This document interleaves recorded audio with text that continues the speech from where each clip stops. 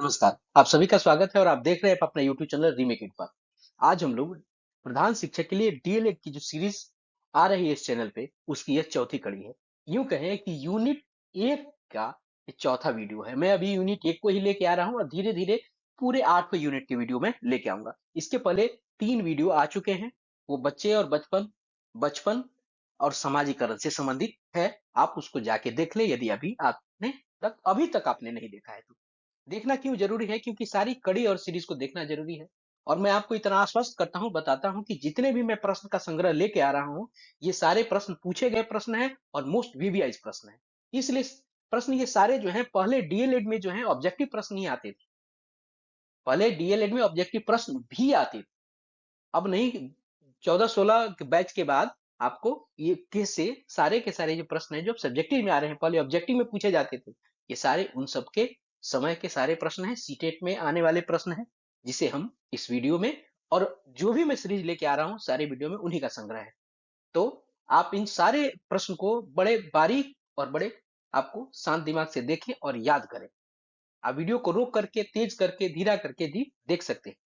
तो आइए वीडियो को स्टार्ट करते हैं और आज की कड़ी का जानते हैं कि क्या है। इससे पहले आपसे आग्रह है कि यदि अभी तक आपने चैनल को सब्सक्राइब नहीं किया है तो अभी सब्सक्राइब कर ले। क्यों सब्सक्राइब करना इसलिए भी जरूरी है? एक तो सभी सबसे बड़ा बात, आपका सपोर्ट और समर्थन मुझे प्राप्त होगा और मुझे एक सफलता मिलेगी कि मेरे पीछे इतने लोग खड़े हैं और मेरे वीडियो जो लोगों को काम आ रहे हैं और पसंद आ रहे हैं। दूसरा, आपके वाल पे अगर सब्सक्राइब कर लेंगे तो वाल पे सारे के सारे वीडियो जैसे अपलोड होगा आपके पास पहुंच जाएगा। तो आइए देखते हैं और वीडियो को शुरू करते हैं। पहला प्रश्न हमारे सामने है। पहला प्रश्न है हमारे सामने, परिवार समाज की एक महत्वपूर्ण इकाई है और सामाजिक संगठनों में परिवार सबसे प्राचीन और प्रमुख संगठन है। यह कथन किसका है?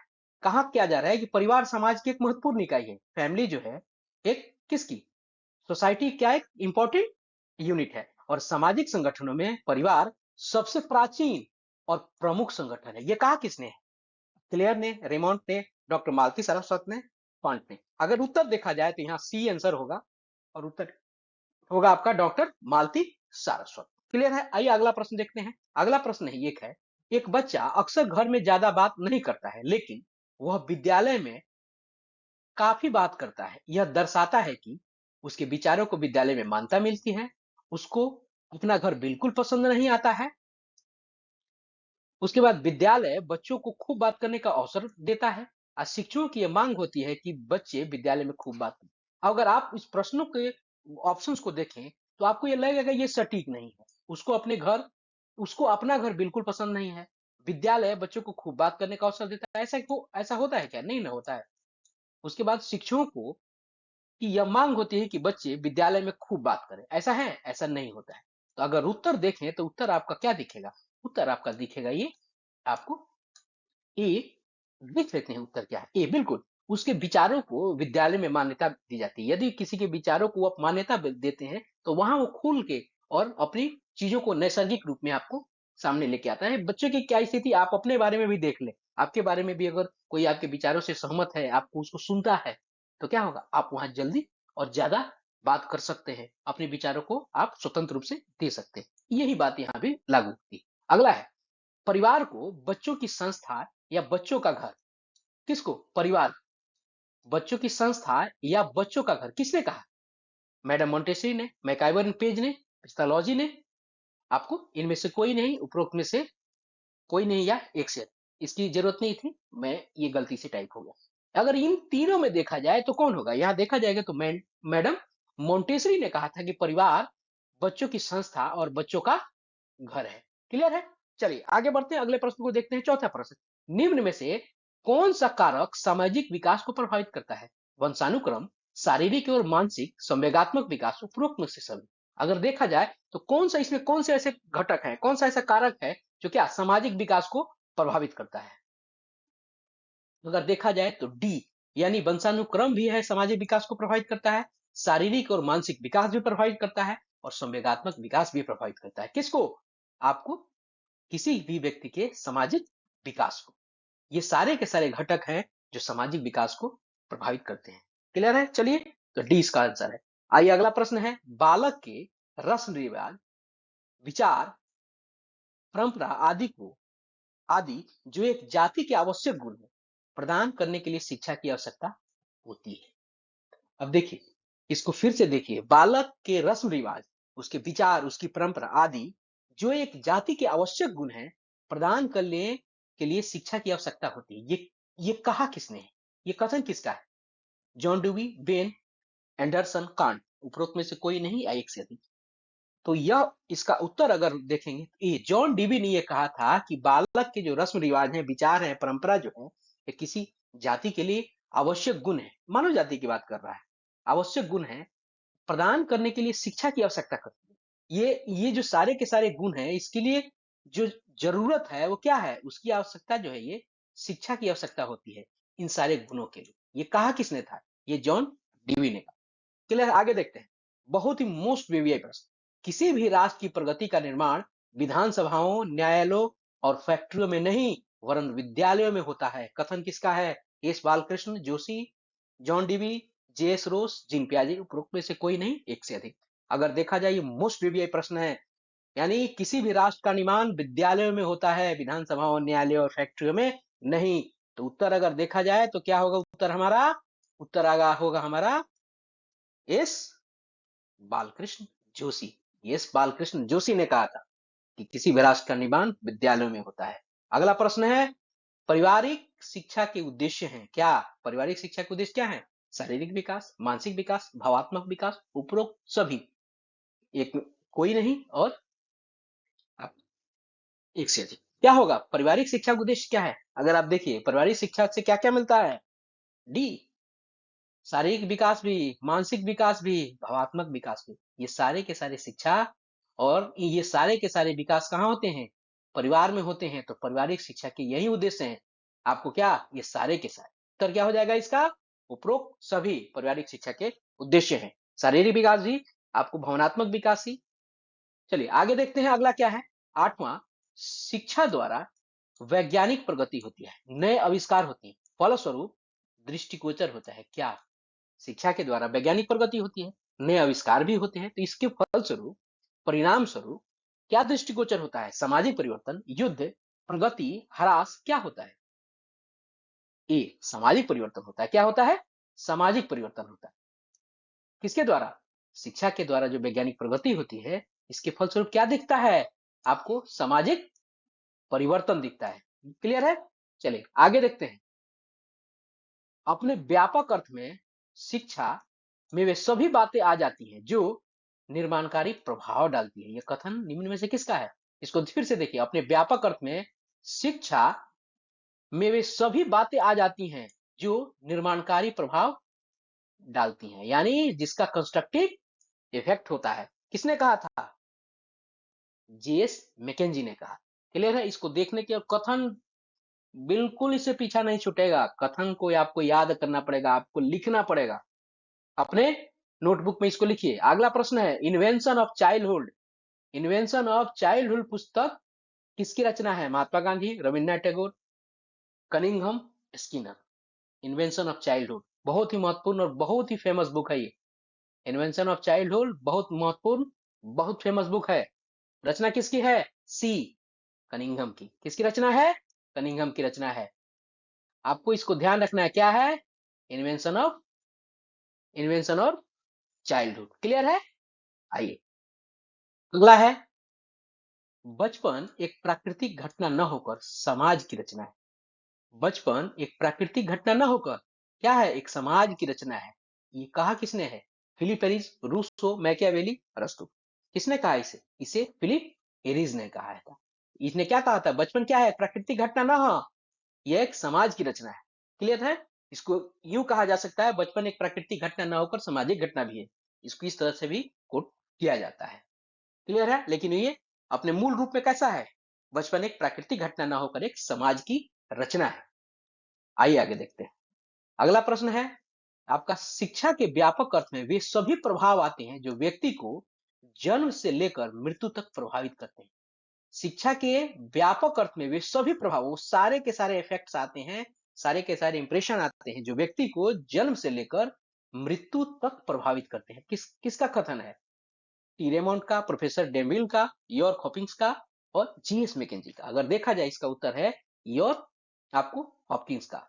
ठीक है, यॉर्क हॉपकिंस ने कहा था कि शिक्षा के व्यापक अर्थ में वे सभी इफेक्ट्स हैं, वो सभी प्रभाव हैं जो व्यक्ति को जन्म से लेकर मृत्यु तक प्रभावित करता है। क्लियर है? आइए अगला देखते हैं। शिक्षा समाज की जन्मजात शक्तियों का स्वाभाविक सामंजस्यपूर्ण एवं प्रगतिशील विकास है। शिक्षा समाज की जन्मजात शक्तियों का स्वाभाविक और सामंजस्यपूर्ण और प्रगतिशील विकास है। यह कथन किसका है? कांट का, टीपी नन का, प्रोफेसर डमिल का या पेस्टोलॉजी का? अगर इसको देखा जाए उत्तर तो इसका होगा डी, पेस्टोलॉजी का। क्या कहा था उन्होंने कि शिक्षा मनुष्य की जो है जन्मजात शक्तियों का एक स्वाभाविक सामंजस्यपूर्ण एवं प्रगतिशील आपको विकास है। ये पेस्टोलॉजी का कथन है। अगला देखते हैं। कथन से बहुत सारे सवाल है, बहुत सारे कथन मैं लेके आ रहा हूं, बोर नहीं होना है, इसको लिख के रखना है। चलिए सबसे पहले छोटा कथन याद कीजिए, उसके बड़ा कथन आपको याद करना है। बालक का समाजीकरण उसके साथियों में सर्वोत्तम ढंग से होता है और बालक दूसरे बच्चों का सर्वोत्तम शिक्षक होता है। यह कथन किसका है? यह कथन जोसेफ एन ब्रॉक का है, हैरी एन जॉनसन का है, सोरोकिन का है, ड्रेवर है। बालक क्या दूसरे बच्चों का आपको सर्वोत्तम शिक्षक होता है और बालक का समाजीकरण उसके साथियों में सर्वोत्तम ढंग से होता है। ये कहा किसने था? ये आपको कहा था जोसेफ एच रॉक ने। क्लियर है? चलिए आगे देखते हैं, अगले प्रश्न को देखते हैं। अगला प्रश्न क्या है हमारे सामने? अगला प्रश्न है हमारे सामने, समाज के अंदर समाजीकरण के विभिन्न साधनों में परिवार सबसे अधिक महत्वपूर्ण। समाज के अंदर समाजीकरण के विभिन्न जो साधन होते हैं उसमें परिवार जो है सबसे महत्वपूर्ण आपको है, सबसे महत्वपूर्ण घटक भी है, बहुत महत्वपूर्ण कारक भी है। किसने कहा था? वाटसन ने, किम्बल यंग ने, मॉर्टन टॉल कोट ने या सोरोकिन ने? ये किसका कथन था? ये कथन था आपको B, Kimball and Young. Kimball Young का यह कथन था कि समाज के अंदर समाजीकरण के विभिन्न साधनों में परिवार सबसे महत्वपूर्ण है। क्लियर है? ये किसने कहा था? किम्बल यंग ने। अगला है प्रश्न, समाजीकरण एक सामाजिक तथा मनोवैज्ञानिक प्रक्रिया है। यह कथन किसका है? मोस्ट वीवीआई प्रश्न। समाजीकरण एक सामाजिक तथा मनोवैज्ञानिक प्रक्रिया है। यह कथन है आपको ई, वाटसन का। इसको रट जाइए अभी। समाजीकरण एक सामाजिक भी है और मनोवैज्ञानिक, दोनों प्रकार की प्रक्रिया है। आपको जैसे मैंने कहा कि पहले छोटा याद कीजिए, उसके बाद बड़ा याद कीजिए, और आपको कथन याद करना ही होगा, इसके बिना गुंजाइश नहीं है। चलिए, समाजीकरण एक सामाजिक और एक मनोवैज्ञानिक प्रक्रिया है। कहा है किसने? वाटसन। बस इसी में यूनिट 1 में ज्यादा आपको कथन देखने को मिलेंगे, आगे कम मिलेंगे। आइए आगे देखते हैं 17वां नंबर प्रश्न। और 17वां नंबर प्रश्न है में क्या है? समाजीकरण सांस्कृतिक तथा वैचारिक कारकों के अंतरीकरण की प्रक्रिया है। समाजीकरण सांस्कृतिक तथा वैचारिक कारकों के अंतरीकरण की प्रक्रिया है। किसने कहा? वाटसन, किम्बल यंग, मर्टन टॉलकोट या सोरोकिन? तो सोरोकिन का यह कथन है कि समाजीकरण सांस्कृतिक तथा वैचारिक विचारों के अंतरीकरण की एक प्रक्रिया है। अगला है, निम्न में से कौन सा तत्व बालक के समाजीकरण में बाधा उत्पन्न करता है? कौन? तात्कालिक परिस्थितियां, सांस्कृतिक परिस्थितियां, समस्याकालीन परिस्थितियां। ये कालीन है कि आपको कालीन परिस्थितियां, उपरोक्त सभी। अगर देखा जाए तो कौन सी ऐसी जो तत्व है ये आपको क्या करता है समाजीकरण में बाधा? तत्कालीन परिस्थितियां भी ऐसी हो सकती हैं, सांस्कृतिक परिस्थितियां भी हैं और समस्याकालीन परिस्थितियां भी हैं। ये सारे के सारे आपको क्या होते हैं? ये आपको बालक के समाजीकरण में बाधा उत्पन्न करते हैं। आइए आगे देखते हैं। परिवार में हम संबंधों की वह व्यवस्था समझते हैं, परिवार से हम संबंधों की वह व्यवस्था समझते हैं जो माता पिता और उसकी संतानों के बीच पाई जाती है। ये प्रश्न अभी हाल ही में आया। परिवार से हम संबंधों की वह व्यवस्था समझते हैं जो माता पिता और उसकी संतानों के बीच पाई जाती है। कथन किसका है?